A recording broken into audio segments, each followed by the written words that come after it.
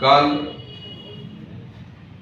दापोली विधानसभा मतदारसंघातून पराभूत झालेला उमेदवार संजय कदम यांनी काल पत्रकार परिषद घेतली आणि आपल्या अपयशाचं खापर EVM मशीनवरती फोडून मोकळे झाले. संजय कदमांची अवस्था तर अशी झालेली आहे, नाचता येईना अंगण वाकडे. माझं मतदार बंधू भगिनींना आव्हान असेल, विनंती असेल, नुकत्याच झालेल्या लोकसभा निवडणुकीचा निकाल आपण सर्वांनी पाहिला. त्या निवडणुकीमध्ये मुस्लिम बांधवांची मोदी हटाव ही मोहीम होती. त्यामुळं मुस्लिम बांधवांनी तटकरे साहेबांना मतदान केलं नव्हतं. आपल्या महायुतीचे उमेदवार म्हणून तटकरे साहेब ते निवडणूक लढत होते आणि त्यावेळी राहुल गांधींनी संविधान बचाव हा नारा लगावला. त्यामुळे माझ्या बौद्ध बांधवांनी तटकरे साहेबांना मतदान केलं नव्हतं.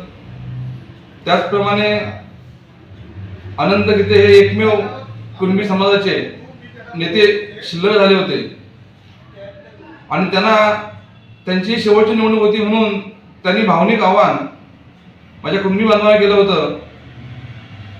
म्हणून कुणबी बांधवांनी गीते साहेबांना मतदान त्यावेळी केलं होतं. त्याच पद्धतीनं जो कडवट शिवसैनिक होता त्याला घड्याळ हे चिन्ह मान्य नव्हतं. अशा शिवसैनिकांनी तटकरे साहेबांना मतदान केलं नव्हतं. म्हणून लोकसभा निवडणुकीमध्ये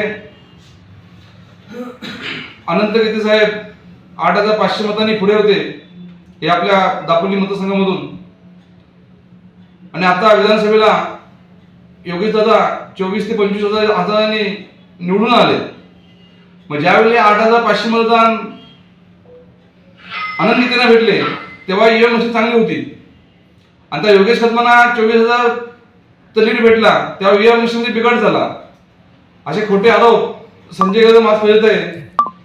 या विधानसभेच्या निवडणुकीमध्ये माझा मुस्लिम बांधव असेल, कुणबी बांधव असेल, बौद्ध बांधव असेल, या सर्वांनी योगेश दादांना भरघोस मतदान केलेलं आहे.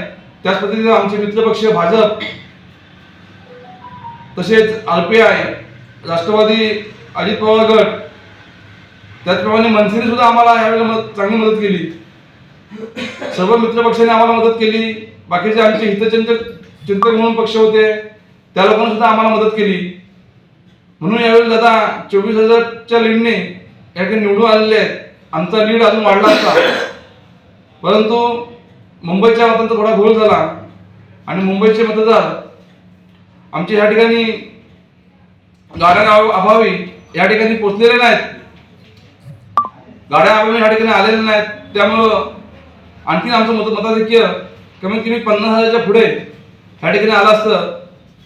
परंतु मुंबईच्या मतांमुळे थोडं आमचं मतदान घटलं. आता ह्यावेळी 50,000 लीड आम्हाला 100% होता. आता ही अपेक्षा आम्ही का करू नये? यावेळेला गेल्या पहिल्या निवडणुकीमध्ये योगेश दादा 13,500 लीडनी निवडून आले होते. त्यानंतर गेल्या 5 वर्षामध्ये दादांनी ह्या दापोली मतदारसंघामध्ये 3,500 कोटीपेक्षा जास्त कामं ह्या ठिकाणी केलेली आहेत आणि विकास कामावरतीच ही मतं आम्हाला या ठिकाणी भेटलेली आहेत. संजय कदम त्यांचं काम दाखवावं. गेली 5 वर्ष संजय कदम ज्यावेळी आमदार होते त्यावेळी विकास असं ठासून काम कुठलं केलंय की मी विकासाचं काम केलंय म्हणून मला मतं द्या, असं त्यांच्याकडे कुठलंच विचार नव्हतं. फक्त लोकांना भुलतापा मारायच्या, रस्त्यावरती खडी टाकायची, खडीपण उचलून न्यायची, भावाभावात भांडणं लावायची, हेच काम ह्या टायमाला संजय कदमांनी केलेलं आहे. आता ह्या ठिकाणी हे चित्र स्पष्ट झालेलं आहे आणि सर्व मतदार असतील दापोली, खेड, मंडणगडचे यांनी दादांना स्वीकारलंय. त्यामुळं आपल्या मतदान केंद्रावरती ज्या मशीन आल्या होत्या त्या मशीन अतिशय चांगल्या होत्या, त्यामध्ये कुठलाही घोटाळा झालेला नाही. संजय कदमांच्या भूलपताला इथला शून्य मतदार कधीच शून्य मतदार आपला आहे तो ह्या भूलपतांना बली पडणार नाही. कारण आज दादांची विकास कामं केलेली आहेत, त्या विकास कामावरतीच दादा निवडून आलेले आहेत. संजय कदमांनी 5 वर्षामध्ये काय केलं? संजय कदमांनी फक्त कदम कुटुंबियांना शिवीगाळ करणं, रामदास भाईंवरती अपशब्द बोलणे, योगेश दादांवरती अपशब्द बोलणे हीच काम धंदे केलेले आहेत. त्यांच्यावर असं कुठलं विकासाचं विजन नाही. त्यामुळं लोकांनी त्यांना नाकारलंय ते त्यांनी माझ्या ठिकाणी मान्य करावं आणि आज दापोली मतदारसंघातील सर्व मतदार बंधूंनी जो योगेश कदमांवरती विश्वास ठेवला आहे आणि त्यांना भरघोस अशा मतांनी आमदार म्हणून निवडून दिले, त्यामुळे पुन्हा एकदा मी संपूर्ण मतदारांचे एक शिवसैनिक म्हणून, एक शिवसेना तालुका प्रमुख म्हणून सर्वांचं ह्या ठिकाणी मी आभार मानतो. आणि असंच सहकार्य ह्यापुढे दादांना कराल. दादा थोड्या दिवसामध्ये नक्कीच कॅबिनेट मंत्री होतील.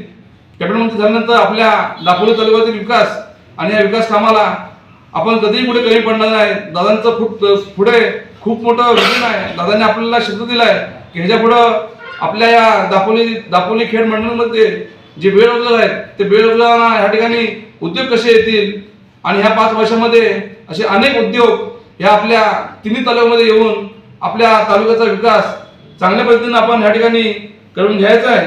त्यामुळं असे काय जे विरोधक आहेत गिरे तो टांग उपर अशी परिस्थिती त्यांची झालेली आहे.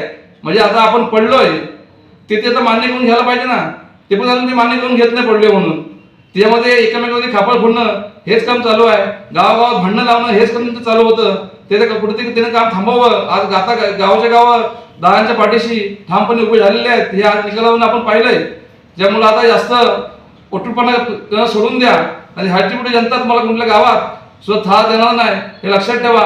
तसंच पद्धतीनं यापुढे जर रामदासबाई असतील, दादा असतील ह्यांच्यावरती कुठल्याही अपशब्द बोललात तर हा शिवसैनिक आपल्याला चोख प्रत्युत्तर देईल असं मी या ठिकाणी त्यांना आवाहन करून सांगतो.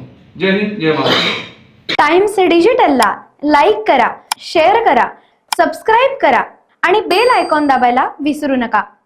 Times digital.